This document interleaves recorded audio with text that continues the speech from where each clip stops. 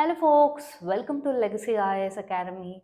In this video, we will be discussing a current affair topic presented to you by your faculty Sushma KP. So what is the topic that we will be discussing today? Did Israel miscalculate Iranian military capabilities? What exactly happened here? Now, if you're someone who likes national news, local news, international news, subscribe to Legacy IAS Academy channel. We provide deep insights into these topics. Now, let's come back to the topic. Why exactly are we telling Israel has miscalculated the capacity of Iranian missiles? It is because your Iran has struck two important places in Israel, which are those Arad and Dimona.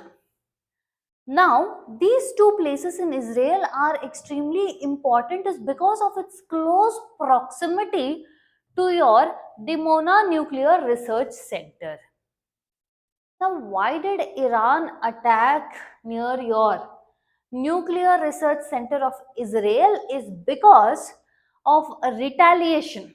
Your Iran is retaliating this attack because Israel attacked your Iran's Natanz nuclear facility.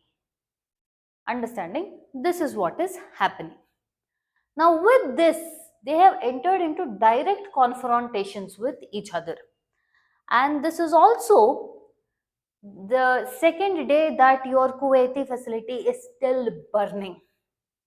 Understanding? And also, this is the first time both of them are trying to attack each other's nuclear facilities. Now, do you see this here? This is the damage done by Iran in its retaliatory strike. Now, a question that will come is, why could Israel not intercept this? Why did Israel let this happen in the first place? Because since the war started between your Israel and Iran from February 28th, the people have Israel have witnessed wars, the outcome none other like this. More than 4,000 people are wounded. Understanding? And your US and its ally Israel attacked Iran on 28th of February. Now it is entering into the 23rd day of the war. Okay? Now, why couldn't Israel not intercept these missiles and have this impact of a strike? That is because if you see the history of Israel, it has had the past experience of fighting with Hamas in the Gaza Strip. Now, these people were not full-fledged states. Okay, they were fighting with rockets, guerrilla warfare, etc. Your Israel also has the experience of fighting with Hezbollahs, who in your military, who were largely doing your militia tactics. It has fought with militias in Syria, Iraq, and using these proxy forces. But never have they fought with Iran. Is not the same list. It is not Hamas or Hezbollah or your Iraq or Syria, but it is a full-fledged military state. Understanding? And so this is a separate game, separate ground, and separate war power than what it has experienced here. Understanding? Another thing is, when we are telling Iran is a full-fledged military state, it has a state level military and not just militia, no proxy warfares. That is your IRGC. It has large ballistic missile. Apart from military, what I'm telling, IRGC protects your supreme leaders. Yes, it has advanced cruise missiles, ballistic missiles, and this is a state versus state war, not a state versus proxy conflict. If we take a brief look into your Iran's nuclear programs, that is your missile programs, it has both short range and long range missiles. Your former US former Iran Supreme Leader Ayatollah Ali Khamenei had capped the range to 2,500 kilometers, but that was increased post your 12 days war by your US and Israel on your Iran. So if you see, short ranges are from 150 to 800 kilometers. They are used for your regional strikes such as your Fatah, Zolfagar, Qem. And your medium range are 800 to 2000 kilometers. Long range is 2000 plus kilometers, which is Sejil, Koramshar. This is a new ones. Okay, in the medium we have Shaba 3, Imad, Gadar. Okay, now one thing is why Israel counts more on its missile power means Israel does not have a strong air force. Okay, so it chooses to substitute missiles for its fighter jets. Understanding? So this creates a deterrence. For what it lacks in one, it tries to use another. So, okay, is it because it has missiles it had an advantage and struck it? No. Because Iran also uses largely your cluster munitions. Now, this is not a new thing. Iran has always had this. In fact, your Israel also used cluster munitions while it was fighting. But one thing about your cluster munitions is international convention has banned it, but neither your Iran nor your Israel are signatories of this cluster convention, so they ended up using. So why again this cluster munition has come into news? So remember I told you that two places which have been struck is because of this cluster munitions, which means conventionally what happens in missile means the warhead will contain a large material. But in this case, instead of one material, many smaller bombs are there. Understanding?